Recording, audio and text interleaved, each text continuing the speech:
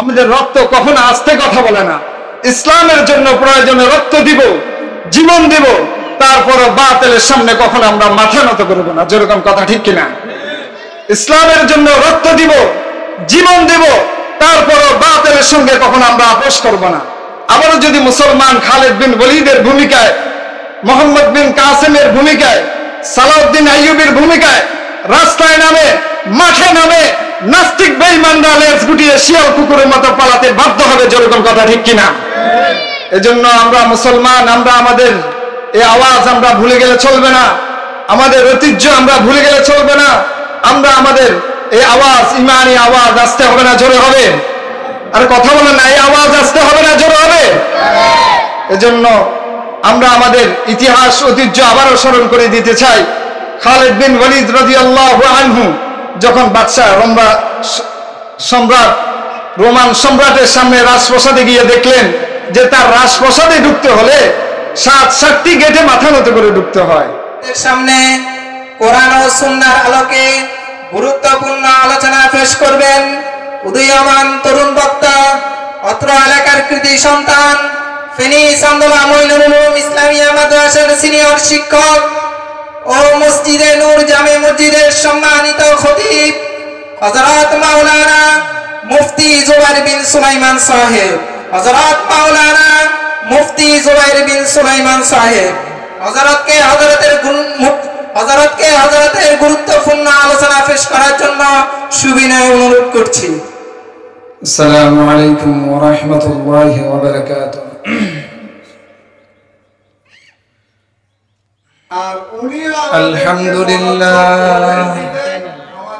আলহামদুলিল্লাহ নাহমাদুহু ওয়া নাস্তাঈনুহু ওয়া নাস্তাগফিরুহু ওয়া নু'মিনু বিহি ওয়া নাতাওয়াক্কালু আলাইহি ওয়া নাউযু বিল্লাহি মিন শুরুরি আনফুসিনা ومن سيئات أعمالنا من يهده الله فلا مضل له ومن يضلله فلا هادي له ونشهد أن لا إله إلا الله وحده لا شريك له أحدا صمدا لم يلد ولم يولد ولم يكن له كفوا أحد ونشهد أن سيدنا وسندنا وحبيب ربنا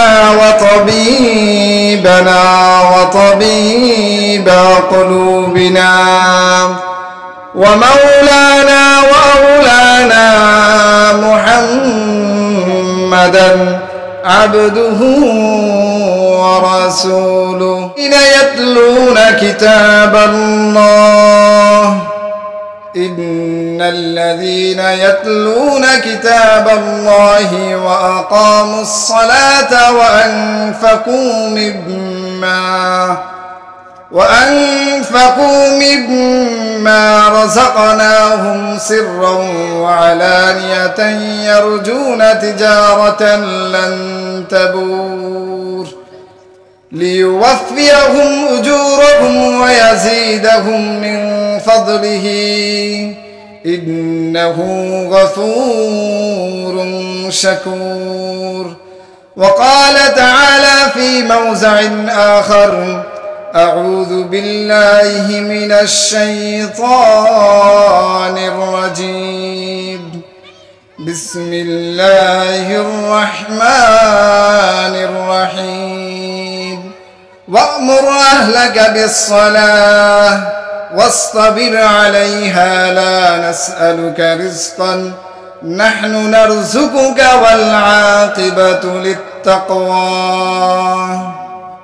وقال تعالى في قرآن الكريم أعوذ بالله من الشيطان الرجيم يا أيها الذين آمنوا لا تتخذوا اليهود والنصارى أولياء بعضهم أولياء بعض ومن يتولهم منكم فإنه منهم إن الله لا يهدي القوم الظالمين ونحن على ذلك لمن الشاهدين والشاكرين والحمد لله رب العالمين. عن عثمان رضي الله عنه قال قال رسول الله صلى الله عليه وسلم من صلى العشاء في جماعة فكأنما قام نصف الليل ومن صلى الصبح في جماعة فكأنما قام صلى الليل كله رواه مسلم أو كما قال النبي عليه الصلاة والسلام. عن ابن عمر رضي الله عنه قال قال رسول الله صلى الله عليه وسلم بني الإسلام على 5 شهادة أن لا إله إلا الله وأن محمد رسول الله وإقام الصلاة وإيتاء الزكاة وصوم رمضان متفق عليه أو كما قال النبي عليه الصلاة والسلام. عن أنس بن مالك رضي الله عنه قال قال رسول الله صلى الله عليه وسلم إن لله أهلين من الناس قالوا من هم يا رسول الله قال أهل القرآن هم أهل الله وخاصته أو كما قال النبي عليه الصلاة والسلام. محبতের সাথে আমরা সকলে দুরূদ ইব্রাহিম পড়ি আল্লাহুম্মা সাল্লি আলা মুহাম্মাদিন ওয়া আলা আলি মুহাম্মাদ কামা সাল্লাইতা আলা ইব্রাহিম ওয়া আলা আলি ইব্রাহিম إنك حميد مجيد. اللهم بارك على محمد وعلى آل محمد كما باركت على إبراهيم وعلى آل إبراهيم إنك حميد مجيد. रह गया रुस्मे आज़ाद रह गया रुस्मे आज़ाद रूह बेलाली न रही फलसफा रह गया तलकीन गज़ाली न रही फलसफा रह गया तलकीन गज़ाली न रही मस्जिदे उम्र सियाखा है कि नमाजी न रहे यानी वो साहिब औसाफ हिजाजी न रहे यानी वो साहिब औसाफ हिजाजी न रहे अल्फाज मानी में तफावुत नहीं लेकिन अल्फाज मानी में तफावुत नहीं लेकिन मुल्ला की अज़ा और मुजाहिद की अज़ा और मुल्ला की अज़ा और मुजाहिद की अज़ा और फरवाज़ है दोनों की उसी एक फ़ज़ा में फरवाज़ है दोनों की उसी एक फ़ज़ा में करगिस का जहाँ और है शाह जहाँ और करगिस का जहाँ और है शाह जहाँ और। मुहतरम हाजिरीन, सर्वप्रथम महान रबेर दरबारे शुक्रिया ज्ञापन करছি, महान मुनीबेर दरबारे लाखो कोटी शुक्र ও সুজুদ, যিনি আজকে আমাদের বাইতুস সালাম মসজিদ ও যুব সমাজের উদ্যোগে এক বিশাল আজিম উশান ওয়াজ ও দোয়ার মাহফিলে আমাদের সকলকে কোরআন ও সুন্নাহর আলোকে কিছু কথা বলার আমলের নিয়তে ইখলাসের সহিত কিছু কথা বলার, কিছু কথা শোনার তৌফিক দিয়েছেন। শোনার জন্য আমাদেরকে একত্রিত করেছেন, সমবেত করেছেন। এজন্য অন্তরের অন্তঃস্থল থেকে একবার কালিমাতুশ শুকর আদায় করি, আলহামদুলিল্লাহ। যদি আমরা লক্ষ্য করি, এখনো অনেক ভাই বিভিন্ন কাজে ব্যস্ত আছেন। আল্লাহ রাব্বুল আলামিন আমাদেরকে দুনিয়ার হাজারো ব্যস্ততার মাঝ থেকে আলাদা করেছেন। আল্লাহ রাব্বুল আলামিন কোরআন ও সুন্নাহর কিছু কথা শোনার তৌফিক দান করেছেন। এটা আল্লাহ পাকের বড় ইহসান ও করম ও ফজল।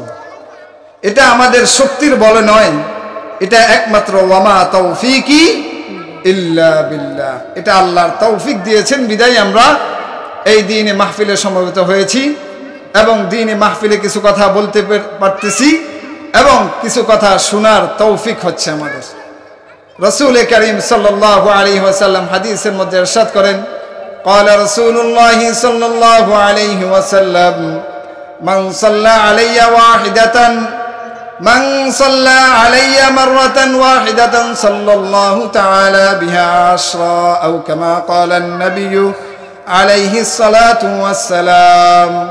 رسول كريم صلى الله عليه وسلم ইরশাদ করেন, কোন ব্যক্তি যদি আমার উপর একবার দুরূদ পাঠ করে, আল্লাহ রাব্বুল আলামিন তার উপর 10টা রহমত নাযিল করেন। সুবহানাল্লাহ।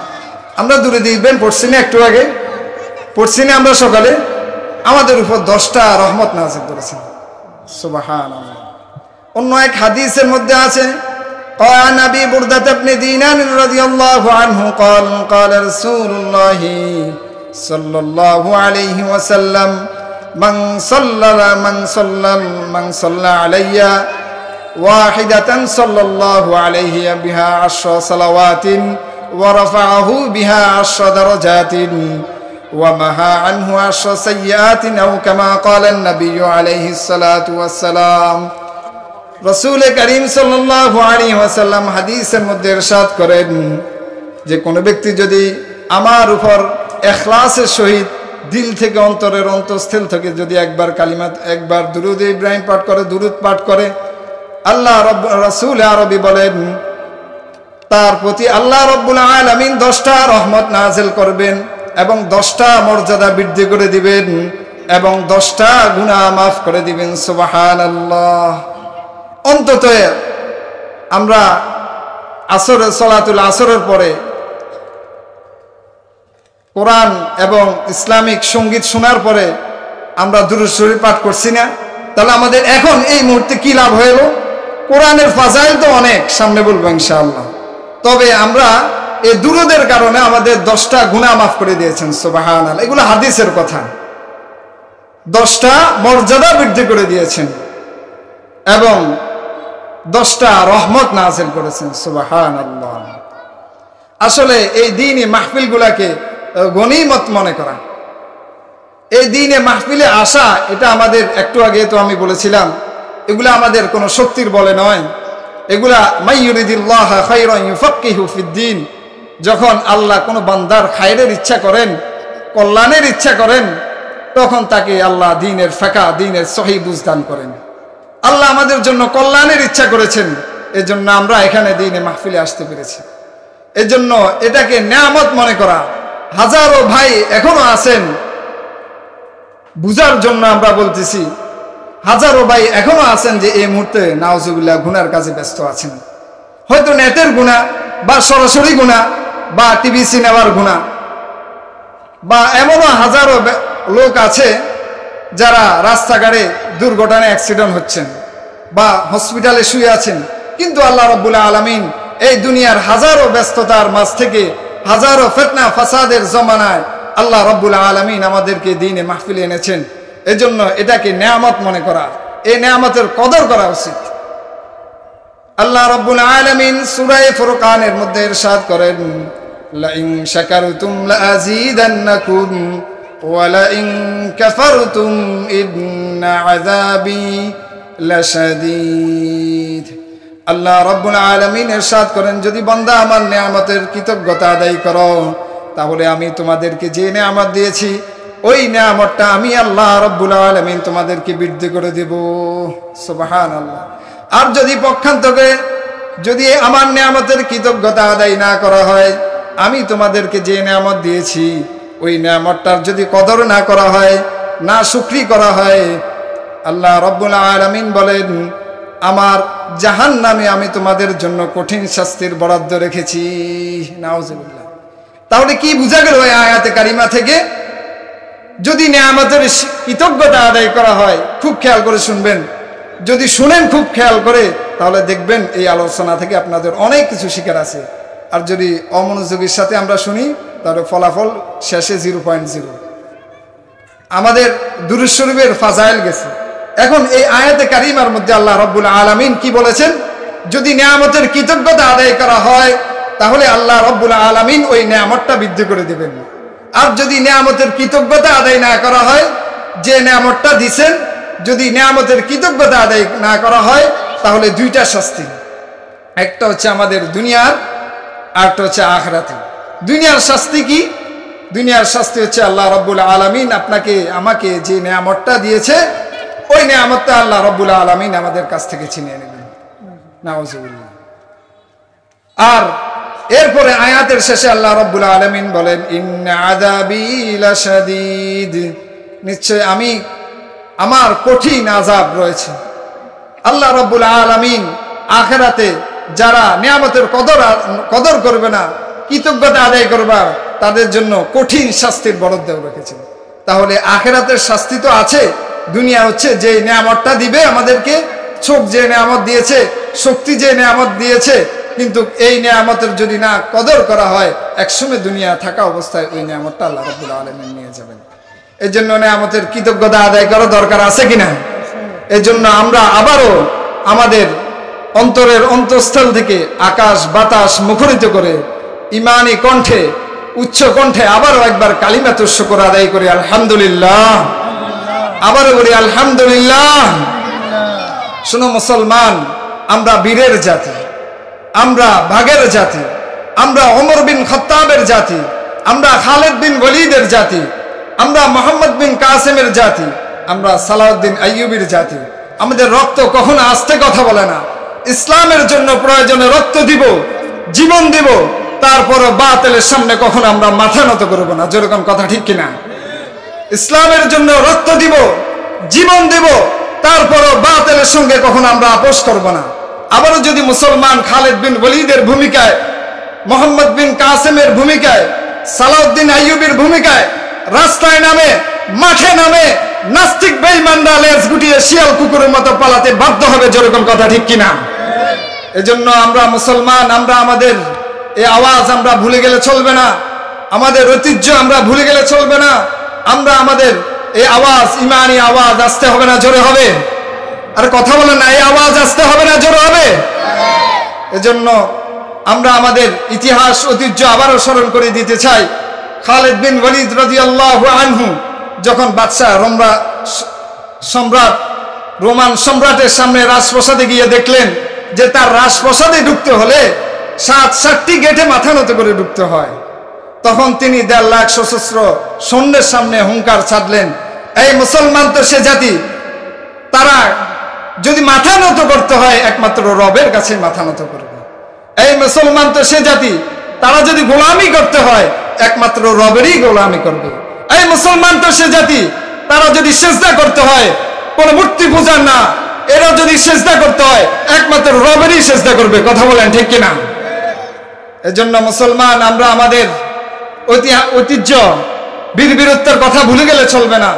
আমরা রক্ত দিয়ে উহুদ রঞ্জিত করেছি, আমরা রক্ত দিয়ে বদর রঞ্জিত করেছি, আমরা রক্ত দিয়ে খাইবার রঞ্জিত করেছি, আমরা রক্ত দিয়ে বনু কুরাইজা রঞ্জিত করেছি, আমরা রক্ত দিয়ে বনু মুস্তালিক রঞ্জিত করেছি, আমরা রক্ত দিয়ে হুনাইন রঞ্জিত করেছি, আমরা রক্ত দিয়ে ফাতে মক্কা বিজয় করেছি।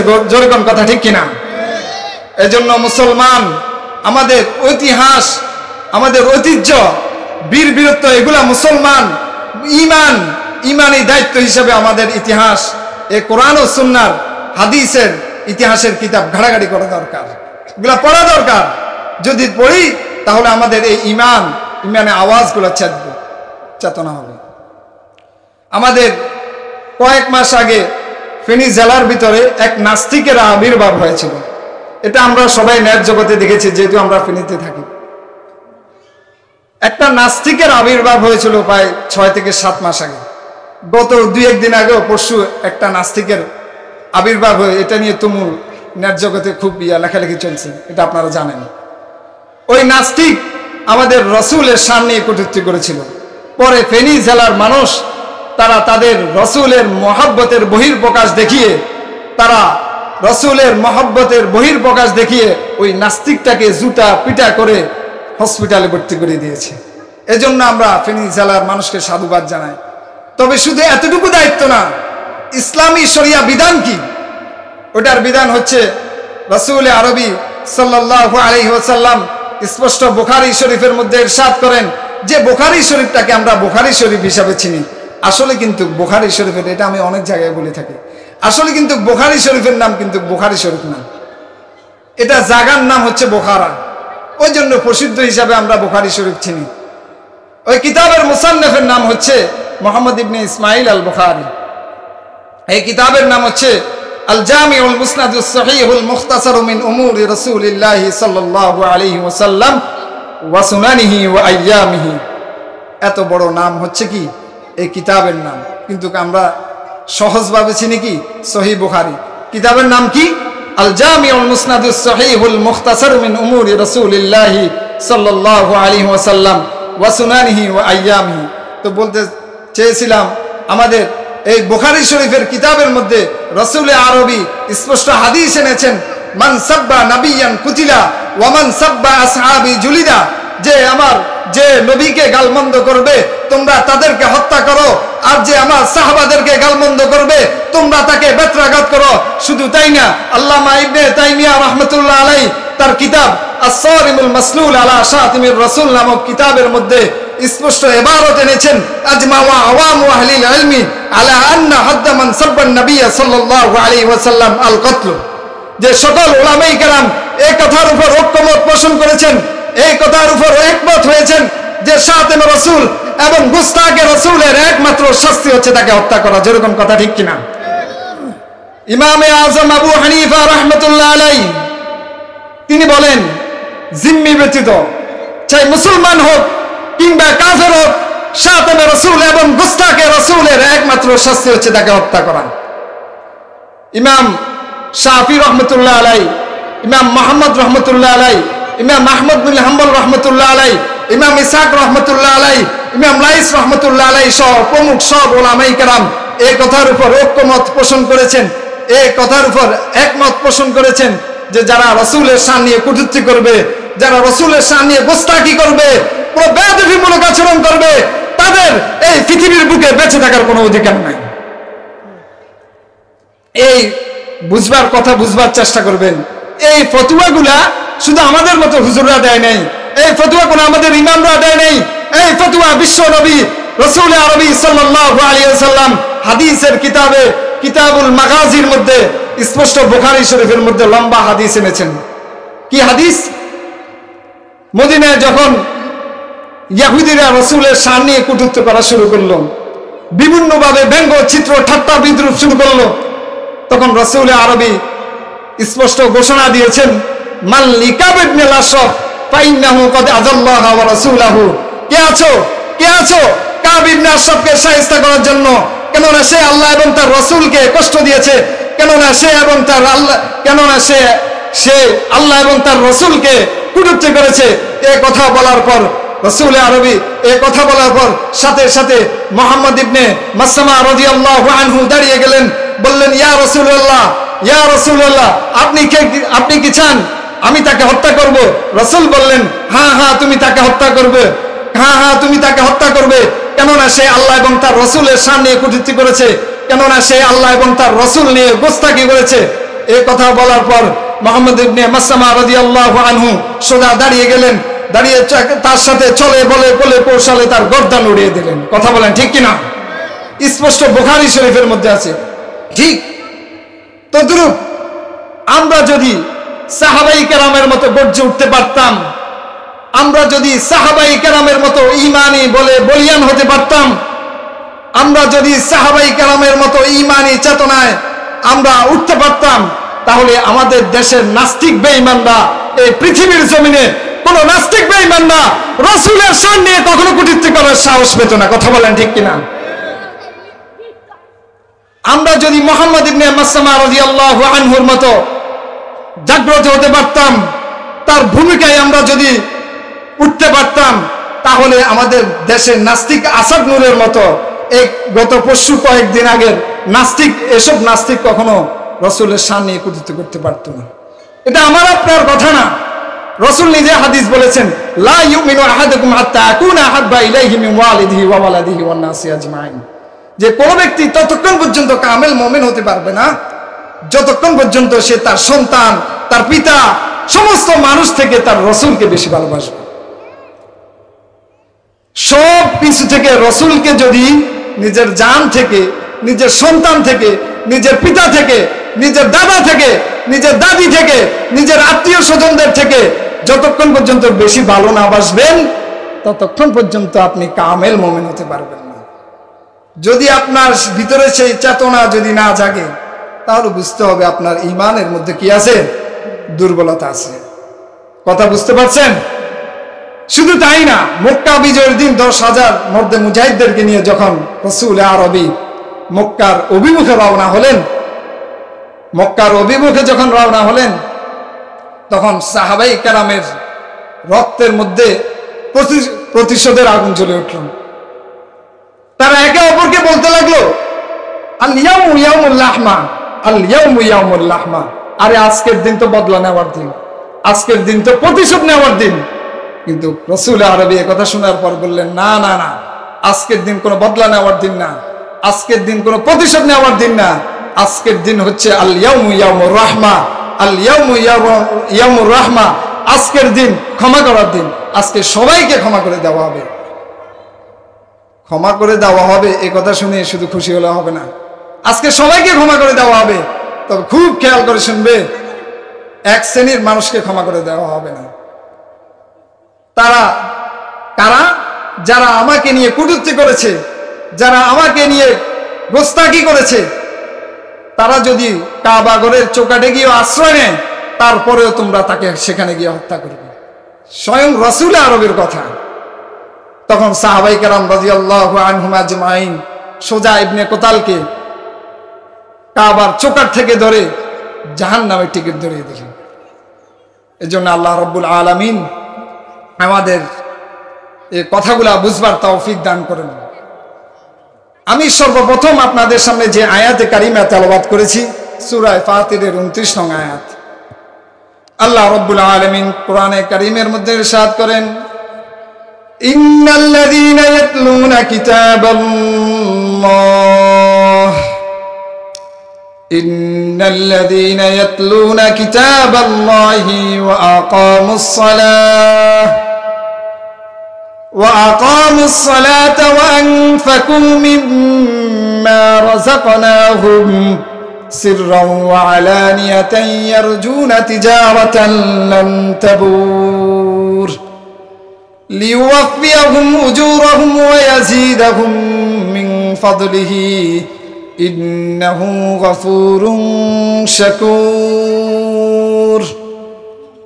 আল্লাহ রাব্বুল আলামিন সূরা ফাতিরের 29 নং আয়াতে কারিমার মধ্যে ইরশাদ করেন, নিশ্চয়ই যারা কিতাবুল্লাহ তেলাওয়াত করবে, যারা কোরআনে কারীম তেলাওয়াত করবে, যারা কোরআনে কারীম পড়বে এবং যথাযথভাবে সহি শুদ্ধভাবে সঠিক পদ্ধতিতে নামাজ পড়বে, ওয়া আনফাকু মিম্মা রাযাকনাহুম সিররাও ওয়া আলানিয়াতান ইয়ারজুনা তিজারাতান লান তাবুর, এবং যারা আমি তাদেরকে যা রিজিক দিয়েছি তা থেকে তারা যদি খরচ করে, যারা কোরআনে কারীম তেলাওয়াত করবে, যারা নামাজ সঠিক পদ্ধতিভাবে পড়বে এবং যারা গোপনে এবং প্রকাশ্যে খরচ করবে, এই তিনটা কর্মসূচি যারা বাস্তবায়ন করবে, ইয়ারজুনা তিজারাতান লান তাবুর, তারা এমন এক ব্যবসার আশা করে যে ব্যবসায় কখনো ক্ষতিগ্রস্ত হবে না, যে ব্যবসায় কখনো লস হবে না,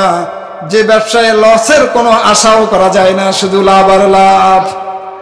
পরে আল্লাহ রাব্বুল আলামিন কোরআনে কারীমের মধ্যে ইরশাদ করেন লিওয়াফিয়াহুম উজুরাহুম ওয়া ইয়াজিদাহুম মিন ফাদলিহি ইন্নাহু গফুরুন শাকুর। আল্লাহ রাব্বুল আলামিন তাদের প্রতিদান পূর্ণ করে দিবেন এবং তার অনুগ্রহে, তার ফজলে, তার করমে তার প্রতিদান তাদেরকে বেশি বেশি করে দান করবেন। ইন্নাহু গফুরুন শাকুর, নিশ্চয় তিনি অতি ক্ষমাশীল, অত্যন্ত গুণগ্রাহী। আল্লাহ রাব্বুল আলামিন সূরা ফাতিরের 29 নং আয়াতে কারিমার মধ্যে ইরশাদ করেন, যারা এই তিনটা কর্মসূচি নিজের জীবনের মধ্যে বাস্তবায়ন করবে, আল্লাহ রাব্বুল আলামিন তাদের ব্যাপারে বলেন তারা এমন এক ব্যবসার আশা করে যে ব্যবসায় কখনো তারা ক্ষতিগ্রস্ত হবে না। তাদের ব্যাপারে আল্লাহ রাব্বুল আলামিন বলেন তারা আখিরাতের ব্যবসায় সাফল্য লাভের সুনিশ্চিত আশা রয়েছে। সুবহানাল্লাহ। তিনটা কর্মসূচি বুঝছেন? এক নাম্বার কর্মসূচি হচ্ছে তেলাওয়াতে কোরআনে কারীম। এক নাম্বার কর্মসূচি কি? তেলাওয়াতে কোরআনে কারীম। 2 নাম্বার কর্মসূচি হচ্ছে নামাজ। 3 নাম্বার হচ্ছে আল্লাহর রাস্তায় খরচ। এই তিনটা বিষয় নিয়ে আজকে আমি আলোচনা করব। তো সংক্ষেপে সময় প্রায় শেষ পর্যায়ে। 1 নাম্বার কর্মসূচি কি আমাদের? 1 নাম্বার কর্মসূচি হচ্ছে কোরআনে কারীম, তেলাওয়াতে কোরআনে কারীম। এই তেলাওয়াতে কোরআনে কারীমের মাধ্যমে রবের নৈকট্য অর্জন করা যায়। তেলাওয়াতে কোরআনে কারীম হচ্ছে নফল ইবাদতের মধ্যে সর্বশ্রেষ্ঠ ইবাদত। এই তেলাওয়াতে কোরআনে কারীম হচ্ছে রবের সাথে কথোপকথনের এক সুবর্ণ সুযোগ। সুবহানাল্লাহ। বন্ধু, রব আমাদেরকে এই কোরআন দিয়ে সম্মানিত করতে চান। রব আমাদেরকে কেন সম্মানিত করেছেন জানেন? এই কোরআনের কারণে। কেন সম্মানিত করে বিশ্ব নবীকে আল্লাহ কেন সম্মানিত করেছেন জানেন? এই কোরআনে কারীমের কারণে। আপনি জানেন না এই কোরআনে কারীমটাকে আল্লাহ মক্কা মদিনায় নাযিল করেছেন, তো মক্কা মদিনাকে আল্লাহ শ্রেষ্ঠ শহর বানায় দিয়েছেন। এই কোরআনে কারীমটাকে আল্লাহ জিব্রাইলকে দিয়া জমিনে পাঠাইছেন, তো জিব্রাইলকে শ্রেষ্ঠ ফেরেশতা বানায় দিয়েছেন। এই কোরআনে কারীমটাকে আল্লাহ রমজান মাসে নাযিল করেছেন, তো রমজান মাসটাকে আল্লাহ শ্রেষ্ঠ মাস বানায় দিয়েছেন। এই কোরআনে কারীমটাকে আল্লাহ শবে কদরের রাত্রিতে নাযিল করেছেন, তো শবে কদরের রাতটাকে আল্লাহ শ্রেষ্ঠ রাত বানায় দিয়েছেন। এই কোরআনে কারীমটাকে আল্লাহ নবী মুহাম্মদুর রাসূলুল্লাহ সাল্লাল্লাহু আলাইহি ওয়াসাল্লামের উপর নাযিল করেছেন, তো নবী মুহাম্মদকে আল্লাহ শ্রেষ্ঠ নবী বানায় দিয়েছেন। এই কোরআনে কারীমটাকে আল্লাহ উম্মতে মুহাম্মাদিয়াকে দিয়েছেন, তো উম্মতে মুহাম্মাদিয়াকে আল্লাহ শ্রেষ্ঠ উম্মত বানায় দিয়েছেন। সুবহানাল্লাহ। স্পষ্ট ঘোষণা, এই কোরআনওয়ালা নবী জান্নাতে যাবে না ততক্ষণ পর্যন্ত অন্য কোন নবী জান্নাতে যাওয়ার পারমিশন পাবে না। এই কোরআনের ফজিলত অনেক, বলতে গেলে এখন অনেক সময় লাগবে, অনেক সময়, প্রায় 1 ঘন্টার উপরে। রাসূল আরবী হাদিসের মধ্যে ইরশাদ করেন, আন উসমান রাদিয়াল্লাহু আনহু قال قال رسول الله صلى الله عليه وسلم خيركم من تعلم القرآن وعلمه أو كما قال النبي عليه الصلاة والسلام। হযরত উসমান রাদিয়াল্লাহু আনহু থেকে বর্ণিত, রাসূল আরবী ইরশাদ করেন, তোমাদের মধ্যে সর্বোত্তম ব্যক্তি হচ্ছে যে কোরআন পড়ে এবং কোরআন শিখায়, যে কোরআন নিজে শিক্ষা গ্রহণ করে এবং অন্যকে শিক্ষা দেয়, যে কোরআন নিজে পড়ে অন্যকে শিখায়, সে হচ্ছে তোমাদের মধ্যে দুনিয়ার জমিনের মধ্যে সে সর্বোত্তম ব্যক্তি। যদিও আমরা বাহ্যিক দৃষ্টিতে অনেক কিছু সম্মান উত্তম ব্যক্তি মনে করি, যার ক্ষমতা আছে, যার দাপট আছে, যার টাকা পয়সা আছে, যার বীরত্ব আছে, এদেরকে আমরা মনে করি উত্তম ব্যক্তি। না, রাসূলের হাদিসের ভাষায় হচ্ছে সর্বোত্তম ওই ব্যক্তি যে তোমাদের মাঝে কোরআন পড়ে এবং কোরআন মানুষকে শিক্ষা দেয়। عن أنس بن مالك رضي الله عنه قال قال رسول الله صلى الله عليه وسلم إن لله أهلين من الناس قالوا من هم يا رسول الله قالوا من هم يا رسول الله قال أهل القرآن هم أهل الله وخاصته أو كما قال النبي عليه الصلاة والسلام। রাসূল আরবী ইরশাদ করেন, পৃথিবীর জমিনের মধ্যে আল্লাহর কিছু প্রতিনিধি রয়েছে, এই পৃথিবীর জমিনের মধ্যে আল্লাহর কিছু দলের লোক রয়েছে, আল্লাহর কিছু প্রতিনিধি রয়েছে, আল্লাহর কিছু দলের লোক রয়েছে। এই কথা শোনার পর সাহাবায়ে কেরাম রাদিয়াল্লাহু আনহুম আজমাইন জিজ্ঞাসা করলেন, মান হুম ইয়া রাসূলুল্লাহ, ইয়া রাসূলুল্লাহ, তারা কারা? তারা কারা? কারা আপনার দলের লোক, কারা আপনার প্রতিনিধি? শুনতে মন চায় না আপনাদের? আল্লাহর দলের লোক তারা কারা, এটা শুনতে মন চায় না আপনাদের? তারা কারা? মান হুম ইয়া রাসূলুল্লাহ, যখন জিজ্ঞাসা করলেন ইয়া রাসূলুল্লাহ তারা কারা, আপনার দলের লোক কারা? সবাই তো আল্লাহর দলের লোক, সবাই সাইনবোর্ড পড়ে, সবাই আল্লাহর দলের লোক, তারা কারা? এ কথা বলার পর রাসূল আরবি ওই সাহাবায়ে কেরাম রাদিয়াল্লাহু আনহুম আজমাইনের জবাবে দিলেন, ক্বালা আহলুল কুরআনি হুম আহলুল্লাহি ওয়া খাসাতুহু, কোরআনওয়ালারাই হচ্ছে একমাত্র আল্লাহর দলের লোক। কারা? কোরআনওয়ালারাই হচ্ছে আল্লাহর দলের লোক। সাহাবায়ে কেরাম রাদিয়াল্লাহু আনহুম যখন জিজ্ঞেস করলেন, তাদের জবাবে বললেন একমাত্র কোরআনওয়ালারাই হচ্ছে আল্লাহর দলের লোক। সুবহানাল্লাহ।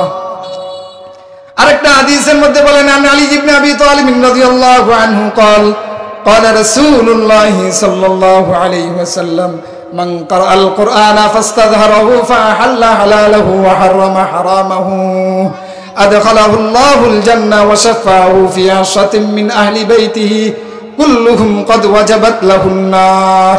হযরত আলী ইবনে আবি তালিব রাদিয়াল্লাহু আনহু থেকে বর্ণিত, রাসূল আরবি বলেন, যারা কোরআন পড়ে এবং তদ অনুযায়ী আমল করে, হালালকে হালাল মনে করে, হারামকে হারাম মনে করে, যারা হালালকে হালাল মনে করে, হারামকে হারাম মনে করে কোরআন পড়ে, রাসূল আরবি বলেন আদখালাহুল্লাহুল জান্নাহ, আল্লাহ রাব্বুল আলামিন সোজা তাকে জান্নাতে ঢুকায় দিবেন।